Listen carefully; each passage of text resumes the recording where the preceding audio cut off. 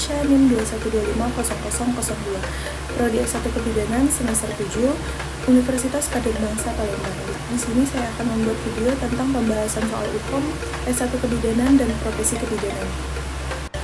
Soal pertama, seorang perempuan berumur 27 tahun, P1A0 nifas 6 minggu, datang ke TPND ingin menggunakan alat kontrasepsi. Hasil anamnes, ibu menyusui bayinya secara eksklusif. Hasil pemeriksaan HU bayi, TD 110/70, nadi 80 kali per menit, suhu 36,5 derajat Celcius, pernafasan 28 kali per menit. TFU tidak teraba, Lokhea Alba, bidan memberikan informasi tentang berbagai macam alat kontrasepsi untuk ibu nifas dan memberikan kebebasan kepada ibu untuk memilih alat kontrasepsi. Bidan menghargai keputusan yang ibu pilih. Apakah prinsip etik yang paling tepat pada kasus tersebut? A. Justice, B. Autonomy, C. Beneficence, D. Accountability, E. Confidentiality.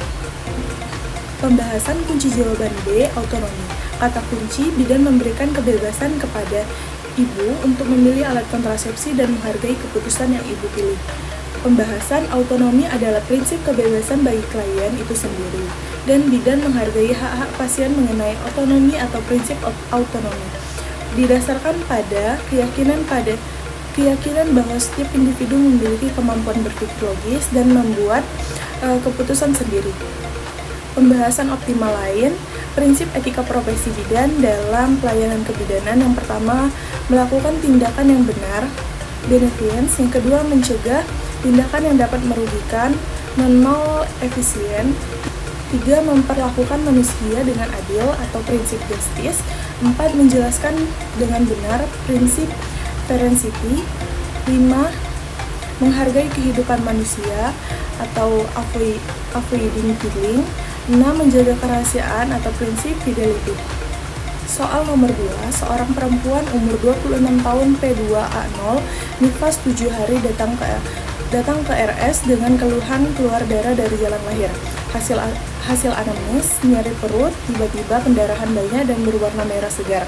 Hasil pemeriksaan KU lemah, wajah pucat, TD 90/60, nadi 90 kali per menit, suhu 37,5 derajat Celcius, pernapasan 28 kali per menit, TFU pertengahan pusat simplisis, kontraksi uterus lembek, tampak gumpalan darah segar.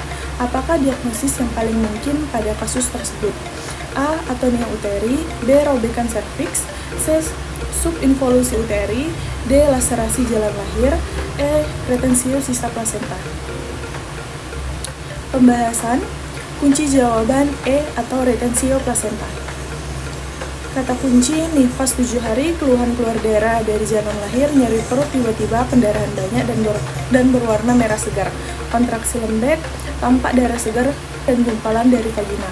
Pembahasan retensio sisa plasenta adalah penyebab pendarahan postpartum dari plasenta, dikarenakan tertinggalnya sebagian lobus, fragmen plasenta, kotiledon, atau sesuatu.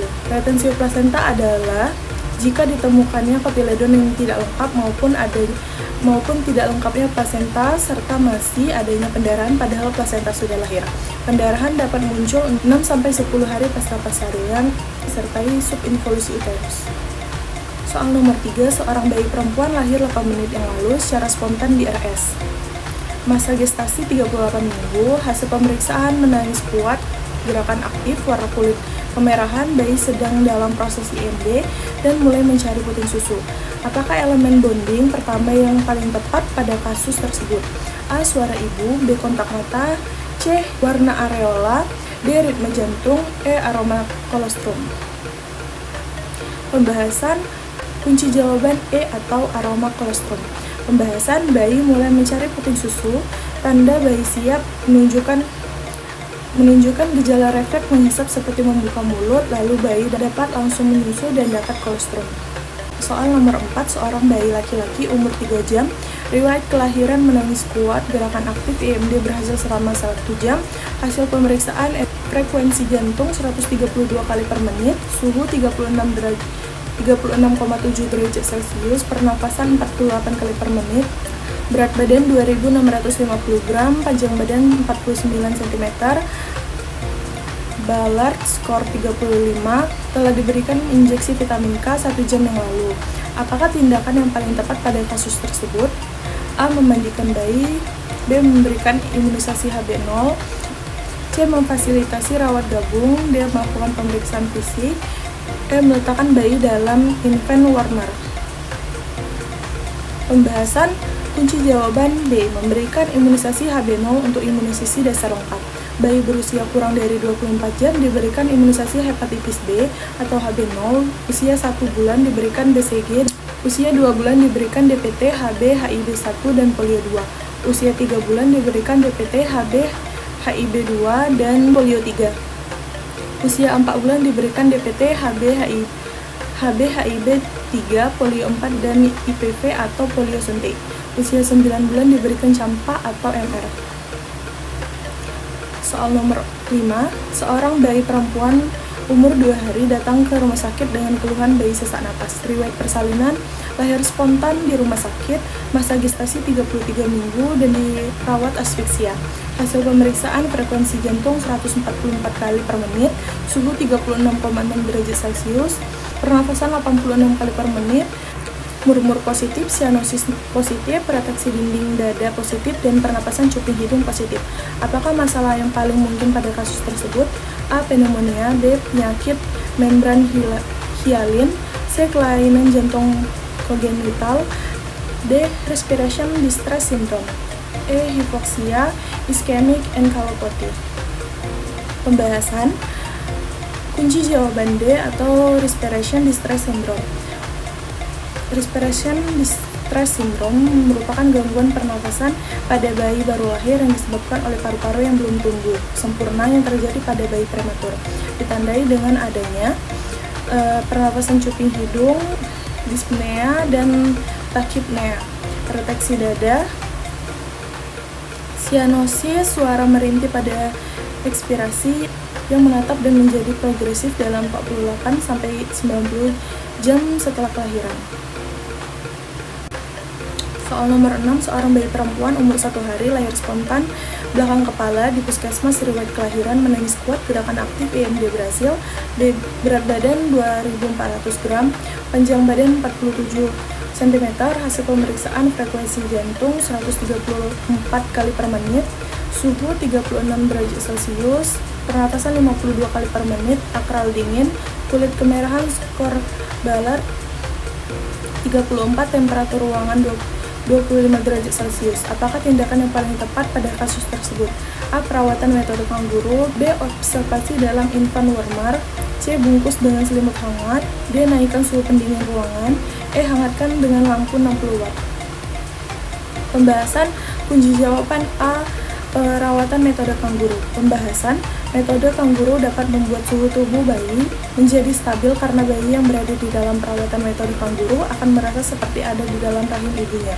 Selain itu, perawatan metode kanguru ditujukan untuk membantu mempercepat proses peningkatan suhu tubuh bayi, serta dapat menstabilkan suhu tubuh bayi yang mengalami berat badan lahir rendah. Soal nomor 7, seorang bayi laki-laki lahir spontan ATRM di puskesmas 10 detik yang lalu. Segera setelah lahir, bayi tidak menangis dan lunglai. Setelah bayi dikeringkan dan dipotong tali pusat, bayi diletakkan di atas meja retensi. Telah dilakukan langkah awal retensi selama 30 detik.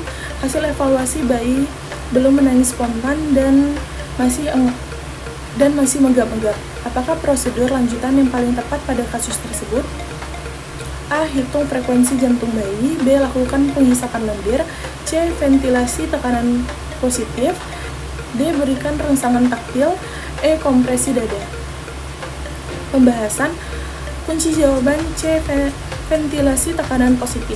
Pembahasan prosedur lanjutan yaitu ventilasi tekanan positif karena memberikan udara dengan tekanan positif sehingga diharapkan terjadi pengembangan dada. Soal nomor 8, seorang perempuan umur 26 tahun, G1, P0, A0, hamil 12 minggu datang ke TPMB dengan keluhan mual di pagi hari. Hasil anamnes, keluhan sering disertai muntah. Hasil pemeriksaan KU baik, TD tensi 110/70, nadi 80 kali per menit, suhu 37 derajat Celcius, pernapasan 20 kali per menit, HCG urin positif, vulva tampak lebih merah, agak kebiruan. Apakah tanda kehamilan yang sesuai pada kasus tersebut? A. Hegar vagina, B. Godel, C. Pischasic, D. Chadwick, E. Braxton Hicks. Pembahasan, kunci jawaban D atau Chadwick. Pembahasan, pada minggu ke-12 atau 3 bulan, tanda Chadwick muncul dan uterus naik ke atas simfisis. Tanda Chadwick adalah perubahan warna menjadi kebiru-biruan dan keunguan pada vulva, mukosa vagina, porcio, dan cervix atau leher rahim. Perubahan warna ini disebabkan oleh pengaruh hormon estrogen. Soal nomor 9, seorang perempuan umur 25 tahun, G1-PN0A0, hamil 8 minggu, datang ke TPMB dengan keluhan mual di pagi hari. Sejak seminggu yang lalu, hasil anamnesa keluhan sering disertai muntah, nafsu makan menurun, hasil pemeriksaan KU lemah, TD 110/70, nadi 84 kali per menit, suhu 36,5 derajat Celcius, pernapasan 20 kali per menit, TFU belum teraba, dan HCG urin positif. Apakah diagnosis yang paling mungkin pada kasus tersebut? A. Nausea, B. Neoreksia, C. Emesis gravidarum, D. Hiperemesis gravidarum, E. Hiperemesis gravidarum tingkat 1. Pembahasan, kunci jawaban C atau emesis gravidarum. Emesis gravidarum atau morning sickness merupakan istilah yang digunakan dalam dunia kedokteran, yang artinya suatu keadaan mual yang terkadang disertai muntah. Faktor yang menyebabkan emesis gravidarum antara lain perubahan hormon dan tubuh selama hamil, yaitu meningkatnya hormon estrogen dan HCG. Biasanya ditandai dengan perasaan pusing, perut kembung, dan badan lemas, frekuensi kurang dari 5 kali sehari. Soal nomor 10, seorang perempuan umur 24 tahun, G1-PN0A0, hamil 19 minggu, datang ke TPMB dengan keluhan keluar bercak warna coklat pada daerah wajah seperti penuaan di kulit. Hasil anamnes, cemas dan khawatir wajahnya menjadi jelek. Hasil pemeriksaan KU baik, tensi 110/70, nadi 84 kali per menit, suhu 37 derajat Celcius, pernapasan 20 kali per menit, TFU 2 jari di bawah pusat. Apakah masalah yang paling mungkin pada kasus tersebut? A. Striae alba, B. Linea nigra, C. Striae livide, D. Striae gravidarum, E. Kolosma gravidarum. Pembahasan, kunci jawaban E. Kolosma gravidarum. Kolosma gravidarum, ibu hamil sering mengalami perubahan pada kulit, yaitu terjadi hiperpigmentasi atau warna kulit kelihatan lebih gelap. Hal ini disebabkan karena adanya peningkatan melanocyte stimulating hormone atau MSH. Hiperpigmentasi dapat terjadi pada muka, leher, payudara, perut, lipatan paha, dan aksila. Hiperpigmentasi pada muka disebut kolosma gravidarum. Biasanya timbul pada hidung, pipi, dan dahi. Baiklah, itulah tadi video yang telah saya buat. Jika ada salah kata dan salah pembahasan, saya mohon maaf. Kepada Allah saya mohon ampun. Saya akhiri. Wassalamualaikum warahmatullahi wabarakatuh.